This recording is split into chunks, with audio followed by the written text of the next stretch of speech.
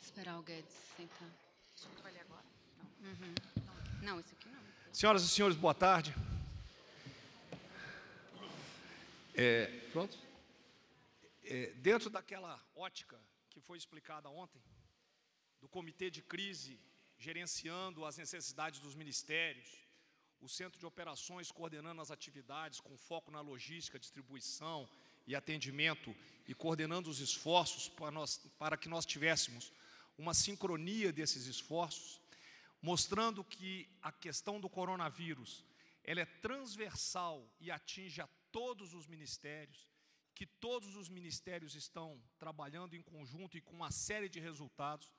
Nós voltamos hoje dessa segunda coletiva neste molde, tá? Com alguns ministros, amanhã teremos outros aqui na sala, no Salão Oeste. Nós vamos iniciar hoje, então, com o ministro Paulo Guedes da Economia. Por favor, ministro. Boa tarde a todos. Assim que tivemos a confirmação da gravidade da crise, numa ida do ministro Mandetta, primeiro à Presidência da República e depois ao Congresso Nacional, começamos a fazer as primeiras medidas de ajuste da nossa trajetória. Estávamos concentrados, os senhores se lembram, nas reformas estruturantes. O Brasil já estava começando a reacelerar o crescimento, fomos atingidos pelo vírus e começamos nossos primeiros movimentos infraconstitucionais. O Banco Central do Brasil começou a reduzir os compulsórios, primeiro 135 bilhões, depois mais 60 bilhões, 195 bilhões, e agora, na última semana, focalizando o empréstimo, 40 bilhões, exatamente para manter o fluxo de caixa, a movimentação na economia. A prioridade foi a saúde das pessoas. O presidente, desde o início, disse que nenhum brasileiro vai ser deixado para trás. Nós precisamos lançar camadas de proteção justamente para os mais frágeis. Então, à medida que o Banco Central, por um lado, ia pensando em proteção das empresas, nós também, de forma infraconstitucional, lançamos as primeiras medidas. Eram diferimentos de impostos, de um lado, atrasando o recolhimento de FGTS e atrasando o recolhimento do Simples, mas principalmente chamando os mais vulneráveis para lançar uma camada de proteção. Então, nossa primeira medida, do ponto de vista social, foi a antecipação de recursos, benefícios, na verdade, de aposentados e pensionistas, na ordem de 60 bilhões, puxando os recursos, também incluindo o Bolsa Família, colocamos, na verdade, são 50 bilhões de reais. Nós antecipamos o 13º de aposentados e pensionistas e incluímos 1.200.000 famílias no Bolsa Família. Então, fomos inicialmente, ainda de forma infraconstitucional, antecipando benefícios e aumentando a abrangência da rede social e colocando da rede de proteção social. Então, colocamos dentro dos orçamentos 1.200.000 famílias no Bolsa Família. Logo depois, tivemos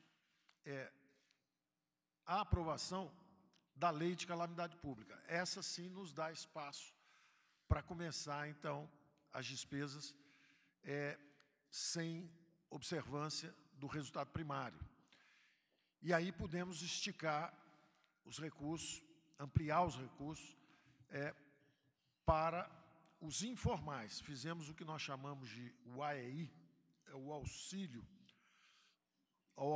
emergencial aos informais, que o nosso cálculo, uma vez estendido também para a Bolsa Família, nós aprovamos R$600 para cada brasileiro que tivesse na informalidade. E, naturalmente, isso foi estendido também para o Bolsa Família durante 3 meses. Isso vale para os informais, isso vale também para o pessoal do Bolsa Família. A regulamentação está aí, pode ser solta a qualquer momento, isso depende agora de trâmites, são trâmites jurídicos e legislativos. Então, nós já temos a licença pelo ministro Alexandre Moraes, queremos agradecer justamente para poder avançar nos gastos. ao mesmo tempo tem um problema técnico de liberação de fontes, e aí está se discutindo aí a velocidade com que se pode aprovar uma PEC para dar origem em fontes a essas despesas. Mas, de qualquer forma, do nosso ponto de vista técnico, está tudo pronto, está tudo já aprovado na economia, e agora é um trâmite técnico, um trâmite político e jurídico. Mas nós fizemos o seguinte, só deixando claro isso, é a maior rede de proteção social que já foi estendida. São entre 60 e 80 bilhões de reais para que a saúde, para a defesa da saúde do brasileiro. Então, os informais, os ambulantes, os taxistas, as faxineiras, pessoas que não têm proteção social, nunca precisaram do governo, nunca pediram nada para o governo, e, de repente, são atingidas por esse meteoro, são impactadas e lançadas praticamente sem recurso nenhum nesses próximos 2, 3 meses. Então, a ideia de fazer a defesa da saúde dos brasileiros nos levou, então, a ampliar esses recursos. Você totalizando, colocando as medidas creditícias, as medidas de diferimento de impostos, são 200 bilhões, 240 bilhões já do Banco Central, são 150 bilhões entre Caixa Econômica Federal e BNDES, então totalizam 400 bilhões. Vem mais 150 bilhões de diferimentos de impostos e antecipação de benefícios para aposentados, pensionistas e a inclusão da Bolsa Família. Então, já chegamos aí a 550 bilhões. Entram agora, então, esses 88 bilhões para estados e municípios, governadores e prefeitos. Fizemos várias reuniões com governadores e prefeitos para ver os pontos frágeis. E isso tudo está sendo injetado também, ou é a proteção da saúde, ou é a proteção do emprego, direto ou indiretamente. Tem mais 50 bilhões agora na medida que também está fabricada, deve sair, pode sair hoje, pode sair amanhã. São esses detalhes técnicos que eu disse que estão faltando, de processamento político ou de processamento jurídico, mas da parte de vista da economia já está tudo pronto. São, então, esses 88 bilhões para governadores e prefeitos, tudo isso dentro daquele espírito que nós defendíamos, do mais Brasil, menos Brasília, é a descentralização. Esses recursos todos já podiam estar na ponta. Essa calamidade pública que chega agora mostra que o protocolo que nós estamos seguindo no Pacto Federativo é o protocolo correto. Nós tínhamos agora, está se criando um comitê de crise, nós tínhamos o Conselho Fiscal da República, exatamente para isso, com o presidente da República, o presidente do TCU, o presidente do Supremo, governadores, presidente da Câmara, presidente do Congresso.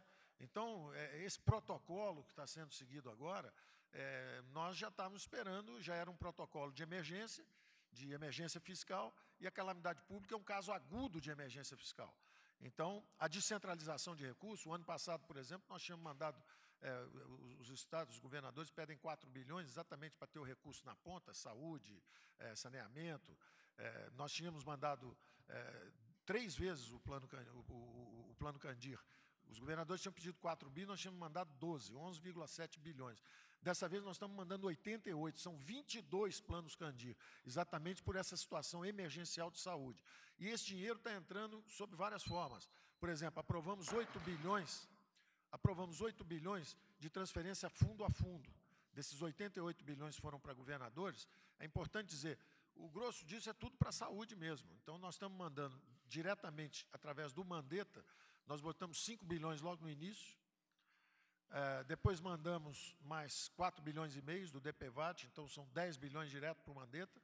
Depois os governadores nos pediram 4 bilhões para o Fundo Nacional de Saúde, para ser transferido diretamente, fundo a fundo, para os fundos municipais, fundos estaduais. Em vez de 4, nós fizemos o dobro, mandamos 8, já estamos com mais 8 liberados, quer dizer, só esperando o Mandetta acionar, quando ele quiser, achar que é a hora, a gente manda os recursos. Aprovamos 16 bilhões para fundo de participação de estados e municípios, de forma que eles possam também organizar esses recursos na base, na ponta, nas prefeituras e nos estados. Estamos liberando 40 bilhões em empréstimos também para os governadores, por isso que são os 88 bilhões. Então, em resumo, eu queria só dar um depoimento que nós estamos trabalhando muito próximo ao ministro Mandetta por exemplo, bloqueamos a exportação de máscaras, equipamentos, os ventiladores pulmonares, como se chama, esses respiradores mecânicos, não é? Tudo isso nós bloqueamos imediatamente, a pedido do Mandetta, 2, 3 semanas atrás, as exportações. Reduzimos a zero as alíquotas de importações em mais de 100 produtos médicos hospitalares. Então, estamos trazendo tudo que for possível para ajudar a proteger a saúde do brasileiro e, ao mesmo tempo, impedimos todas as exportações desses mesmos produtos. Então, eu queria dar um depoimento aqui de que o Mandetta está administrando essa primeira onda, não é? São 2 ondas.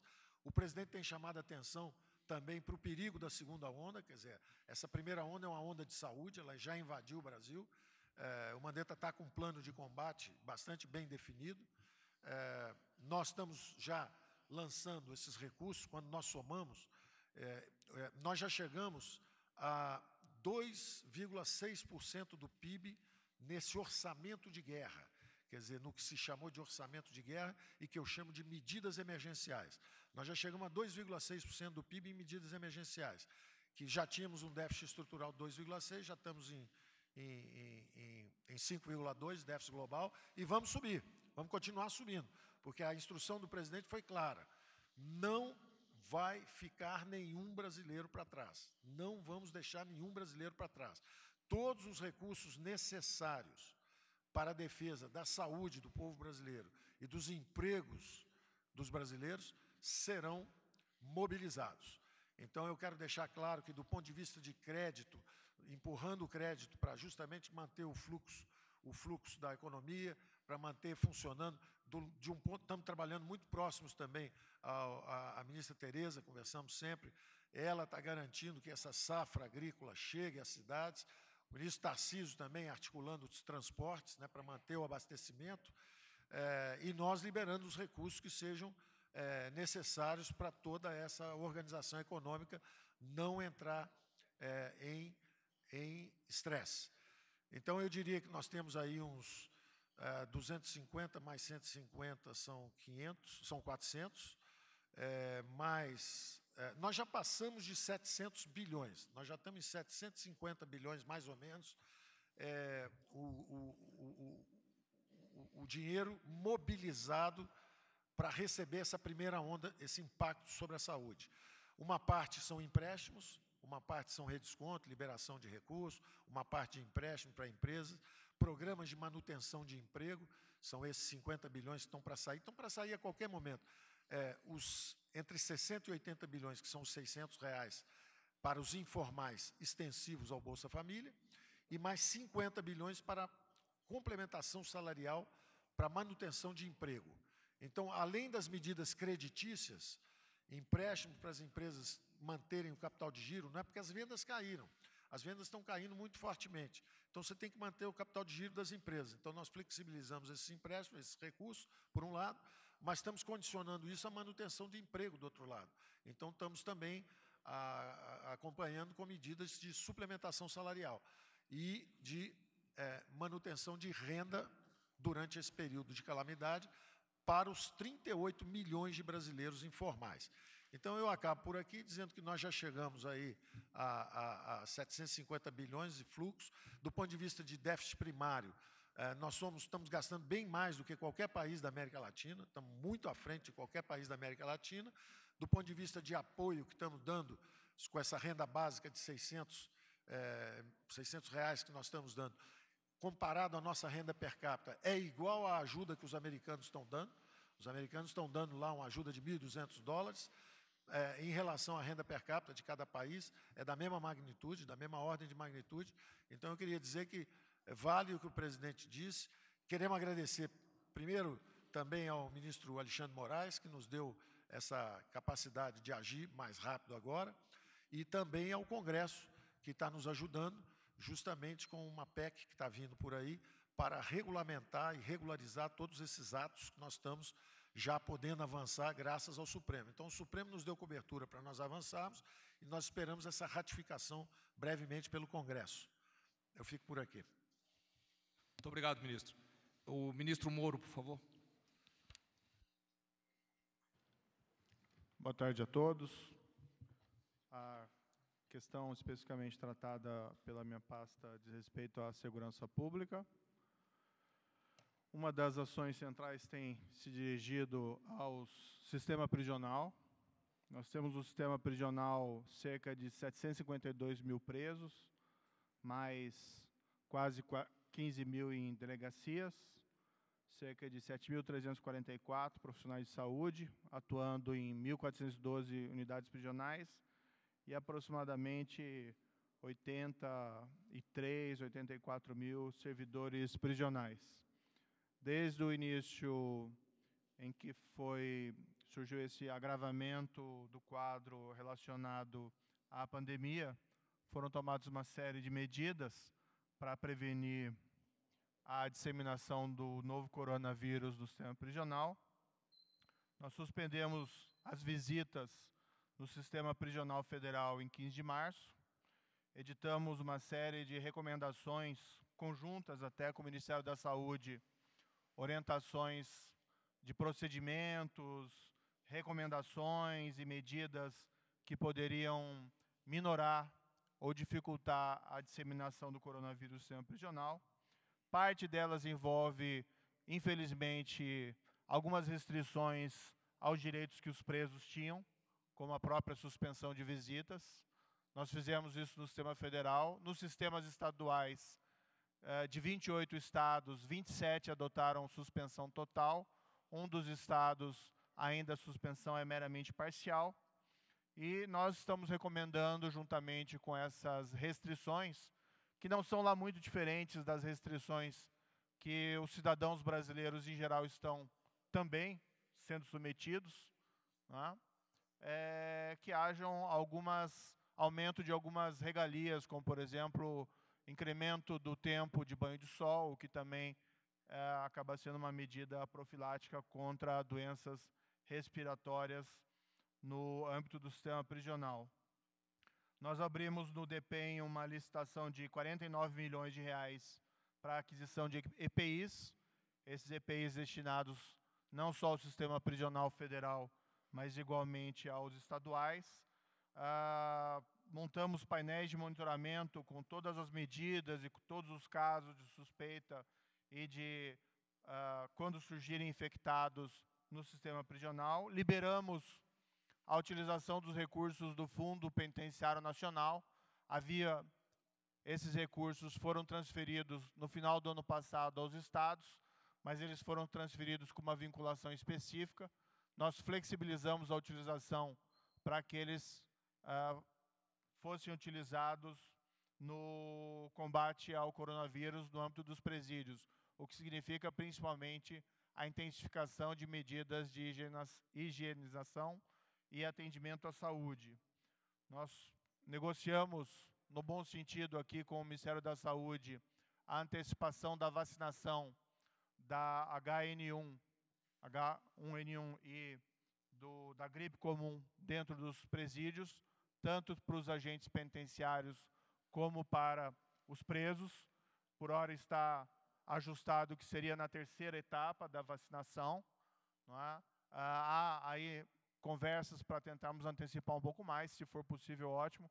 Nós sabemos aí que a saúde sabe bem definir as prioridades necessárias nesse âmbito. Só para complementar o ministro Moro, como seria educação e como as aulas estão todas suspensas, então a gente vai passar para a segurança e para os caminhoneiros. Então a gente já deve anunciar isso em breve a pedido do ministro Moro. Então uma boa notícia, já ganhei o meu dia aqui da minha coletiva, né, com essa excelente notícia. O que eu queria dizer é importante, não existe nenhum motivo para um temor infundado em relação ao sistema penitenciário. Não existe um caso registrado de infectado dentro do sistema penitenciário. Eu recebi a notícia hoje de um preso em Bagé, que teria supostamente testado positivo, mas se esse fato se confirmar ou não, ainda estava sujeito lá à confirmação. Era um preso que estava em prisão domiciliar e teria sido infectado após ter sido hospitalizado